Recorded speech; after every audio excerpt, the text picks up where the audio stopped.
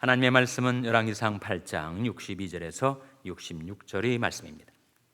이에 왕과 함께한 이스라엘이 다 여호와 앞에 희생을 드리니라.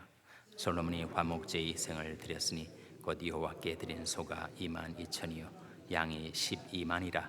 이와 같이 왕과 모든 이스라엘 자손이 여호와의 전에 낙성식을 행하였는데, 그날의 왕이 여호와의 전 앞들 가운데를 거룩히 구별하고 거기서 번제와 소제와 감사제의 기름을 드렸으니, 이는 여호와의 앞 놋단이 작으므로 번제물과 수제물과 화목제의 기름을 다 용납할 수 없음이라. 그때 솔로몬이 7일 합 14일을 우리 하나님 여호와 앞에서 절기로 지켰는데, 하맛 어귀에서부터 애굽 하수까지 온 이스라엘의 큰 회중이 모여 저와 함께 하였더니. 다 같이 읽으시겠습니다.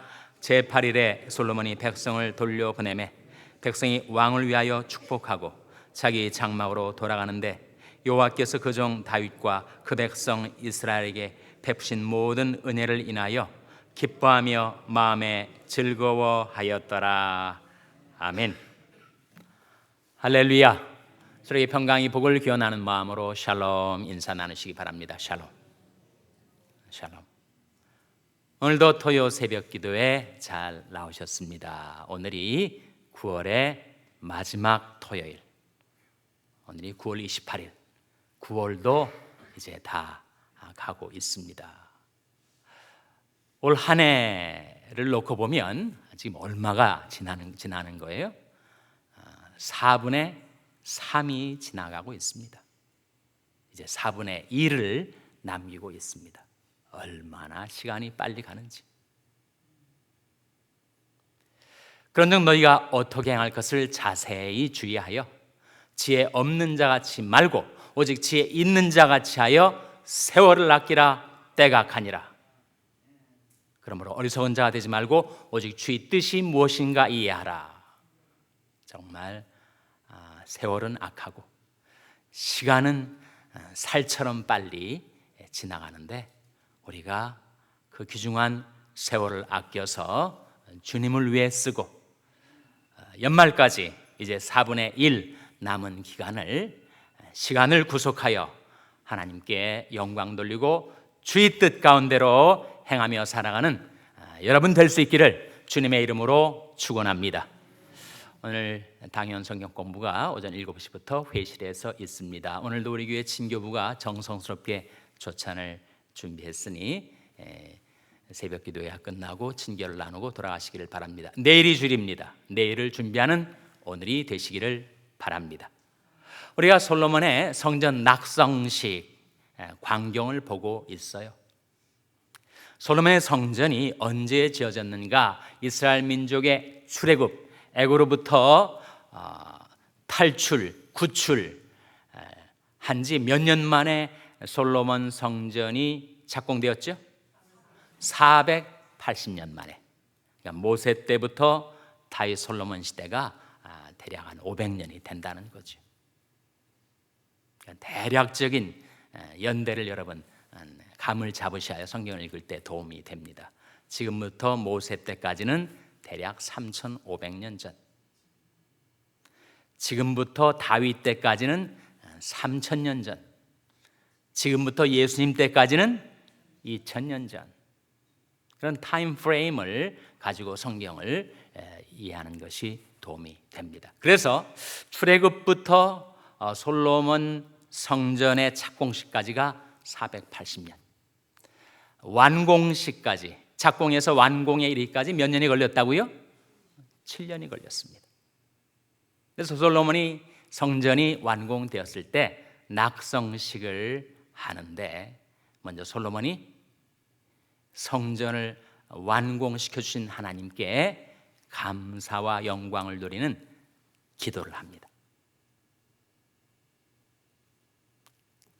무릎을 꿇고 두 손을 펼쳐서 하늘의 하나님께 감사와 영광을 돌리는 기도를 하죠. 그리고 기도를 마친 후에 일어나서 그 성전 앞들에 모인 이스라엘 백성을 향하여 축복의 말씀을 선포합니다. 나중에 이제 역대하에 보면 바로 이 솔로몬 성전 낙성식 과정에서 하나님께서 솔로몬에게 밤에 나타나셔서 그에게 이렇게 말씀을 하십니다.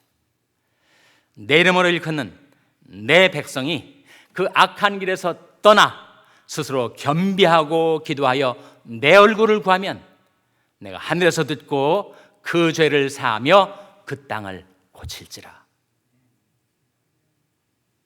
성경의 그 유명한 역대하 7장 14절의 말씀이 바로 솔로몬이 낙성식 전후에서 하나님께서 솔로몬에게 계시해 주신 약속의 말씀이었어요. 우리가 그 말씀을 의지해서 우리 나라와 민족을 위해서 기도하고 우리 자신의 인생을 위해서 기도하고 또 우리 교회를 위해서 기도하기 위해서 이 아침에 모이는 것이 아닙니까? 다시 한번 그 말씀에 귀를 기울여 보세요. 하나님이 이르시는 말씀입니다. 내 이름을 일컫는 내 백성이 그 악한 길에서 떠나 스스로 겸비하고 기도하여 내 얼굴을 구하면 내가 하늘에서 듣고 그 죄를 사하며 그 땅을 고칠지라. 우리가 악한 길에서 떠나야 하고 그리고 겸비하게 부복하여 기도할 때 하나님의 얼굴을 구하고 하나님의 영광을 위해 살아갈 때 하나님께서 그 긍휼과 사랑으로 우리 모든 죄를 용서해 주시고 우리의 가정, 우리의 인생, 우리의 교회, 우리의 나라를 고쳐주시겠다고 하시는 놀라운 약속의 말씀이죠. 그래서 이제 솔로몬이 너무 감사한 마음으로 하나님께 번제, 화목제, 속죄제의 제사를 드리고 그리고 14일간 정말 나라의 큰 잔치를 벌인 다음에 이제 백성들이 다 집으로 돌아가게 됩니다. 바로 그 광경을 66절 말씀이 보여주고 있습니다. 오늘 본 말씀 66절 다시 한번 같이 읽겠습니다. 66절 말씀 시작. 제8일에 솔로몬이 백성을 돌려보내매 백성이 왕을 위하여 축복하고 자기 장막으로 돌아가는데 여호와께서 그 종 다윗과 그 백성 이스라엘에게 베푸신 모든 은혜를 인하여 기뻐하며 마음에 즐거워하였더라. 백성들 마음 가운데 있었던 이 큰 기쁨과 즐거움, 그것은 무엇을 인한 것이라고요? 하나님이 베푸신 모든 은혜를 인하여. 우리 하나님의 은혜를 깨달으면, 마음속에 하나님의 은혜가 느껴지면 우리 마음이 기뻐하고 즐거워하게 됩니다. 우리는 하나님의 은혜로 살아가는 백성들이죠. 은혜가 임하면 마음에 감사와 기쁨이 생깁니다. 은혜가 임하면 연약한 나의 심령과 믿음이 견고하게 세워져요. 하나님 사는 모세가 그렇게 기도하지 않았습니까? 주 하나님의 은총을 우리에게 임하게 하사 우리 손의 행사를 우리에게 경고케 하소서. 우리 손의 행사를 경고케 하소서. 은혜가 경고케 해줍니다. 지금 내가 너희를 주와 및 그 은혜의 말씀께 부탁하노니 그 말씀이 너희를 능히 든든히 세우사 거룩히 하심을 입은 모든 자 가운데 기업이 있게 하시리라. 사람이 은혜를 받으면 그 심령도 믿음도 휘청거리던 인생도 그리고 흔들거리던 가정도 든든하게 세워지는 것입니다. 그러니까 우리가 은혜를 받아야 하죠. 우리가 진동치 못할 나라를 받았은즉 우리가 은혜를 받자. 성경의 히브리서에 나오는 말씀 아닙니까? 마음은 은혜로서 굳게 함이 아름다운 것입니다. 다른 것들로 마음을 굳게 하려는 것은 강팍하게 만드는 거죠. 마음은 은혜로서 굳게 함이 아름다운 것. 내 아들아, 그러므로 내가 그리스도 예수 안에 있는 은혜 속에서 강하고, 디모데후서 2장에 나온 말씀 아니에요? 그러니까 은혜를 받을 때 우리가 강해질 수가 있습니다. 우리 심령도 믿음도 인생도 가정도 교회도 나라도 하나님의 은혜를 받을 때 우리는 견고해질 수가 있는데, 그 은혜의 소스가 어딘가? 은혜가 우리에게 흘러 들어오는 채널이 무엇인가? 은혜의 근원, 은혜의 통로가 무엇인가?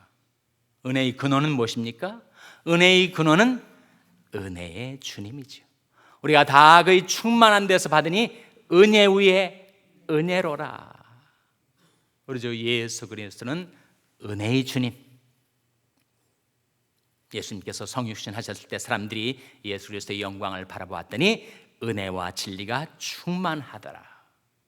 주님에게서 은혜가 나오는 것, 은혜의 소스, 은혜의 근원은 주님이시고, 은혜의 채널, 은혜가 어떤 통로를 통해서 우리들에게 흘러 들어오는가, 신학적으로는 그것을 means of grace라고 하는데, 은혜의 방도, 은혜의 방도는 여러 가지가 있어요.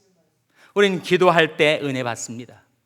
은혜의 주님께 나와 머리 숙여 기도할 때, 주님을 신뢰하는 믿음 갖고 기도할 때 우리 심령 속에 은혜가 흘러 들어오죠.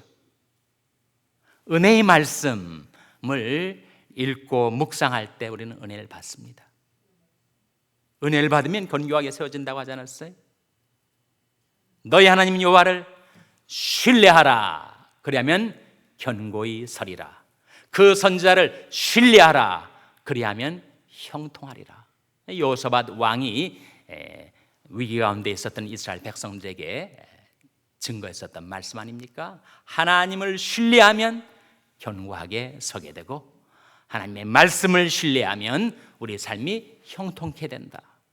그래서 은혜의 방도에 여러 가지가 있는데, 기도가 은혜의 방도고, 말씀이 은혜의 방도고, 찬송이 또한 은혜의 방도예요. 우리가 찬송을 부르다 보면 마음이 기뻐지고 즐거워하게 되죠. 정말 낭망스러운 환경, 상황 속에서 기도할 힘조차 갖지 못했는데 찬송을 부르기 시작했더니 갑자기 내 마음이 밝아지고 새 힘이 부어지더라. 왜 그러겠어요? 주님을 찬송하다 보니까 주님을 앙망하는 자에게 하나님께서 새 힘을 불어넣어 주시기 때문 아니에요? 기도가 은혜의 방도, 말씀이 은혜의 방도, 찬송이 은혜의 방도, 봉사가 은혜의 방도입니다. 우리가 몸을 들여서 봉사할 때 새 힘이 나는 거죠.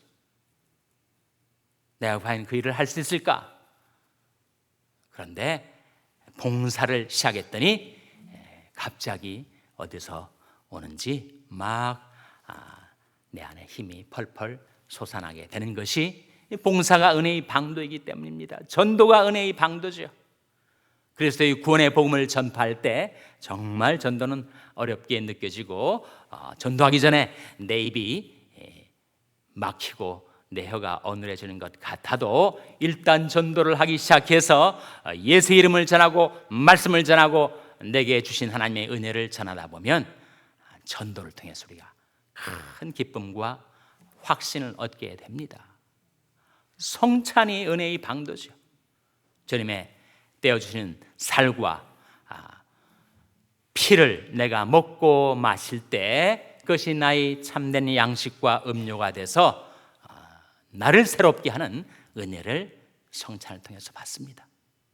하나님이 우리를 위하여 설정해 두신 means of grace, 은혜의 방도들을 우리가 활용해야 돼요. 기도, 말씀, 찬송, 봉사, 성찬, 그것에 더하여 우리 생활 속에서 늘 순종하며 살 때, 나를 보내시니가 나와 함께 하시도다. 내 항상 그의 기뻐하시는 일을 행함으로 나를 혼자 두지 아니하셨느니라. 우리가 생활 속에서 하나님의 말씀을 기억하고 그 말씀에 순종할 때 우리에게 은혜가 부어집니다. 하나님의 보내신 이는 하나님의 말씀을 하나니 이는 하나님의 성령을 한량없이 주심이니라. 우리가 생활 속에서 주님과 동행하고 주님을 섬기고 따르고 말씀에 순종할 때 그때 하나님께서 한량없는 은혜를 우리에게 베풀어 주십니다. 우리가 다 그의 충만한 데서 받으니 은혜 위에 은혜로라. 지금까지 금년의 4분의 3을 살아온 것도 주님의 은혜, 남은 4분의 1 연말까지 살아갈 것도 주님의 은혜로. 100세 시대라고 하는데 내가 한 인생을 100년의 세월로 잡을 때 여기에 정말 4분의 3에 도달하신 분들이 계실 거예요. 100년의 4분의 3은 몇 세입니까? 75세 아니에요? 75년 동안 산 것도 주님의 은혜, 남은 4분의 1 살아갈 것도 주님의 은혜로. 그래서 은혜의 주님께 나와서 우리가 다 그의 충만한 데서 받으니 은혜 위에 은혜로라. 주님께서 베푸시는 은혜를 받아서 여러분의 가정과 교회가 든든히 서가게 되시기를 주님의 이름으로 축원합니다. 기도하시겠습니다. 오늘 말씀 기억하며 하나님, 은혜의 주님께 나와 은혜를 구하고 또 은혜를 구하겠사오니 저희들에게 은혜 위에 은혜를 더하여 주시옵소서. 기도하시기 바랍니다. 우리 자녀들을 위해서 기도할 때 하나님, 저희 자녀들에게 은혜를 베풀어 주셔서 그들의 심령, 그들의 믿음, 그들의 인생을 견고하게 세워 주시옵소서. 위하여 기도하시기 바랍니다. 병상에 간 지체들을 위해서 기도할 때 주님의 은혜로 고쳐주시고 일으켜주시고 성쾌하여 주시옵소서. 위하여 기도해 주시기를 바랍니다. 우리 샬롬교회가 은혜의 주님께 나와 은혜를 받아 행하는 교회가 되게 해달라고 기도해 주시기 바랍니다. 여러분의 생업을 위해서 기도하시고 북한 어린이 선교를 하는 한슈나이더 재단을 위해서 기도해 주시기 바랍니다. 부목사 청빙이 이를 위해서 기도해 주시기 바랍니다. 하나님, 저희들을 성령으로 충만케 하여 주시옵소서. 이런 제목들로 우리 합심해서 기도하겠습니다.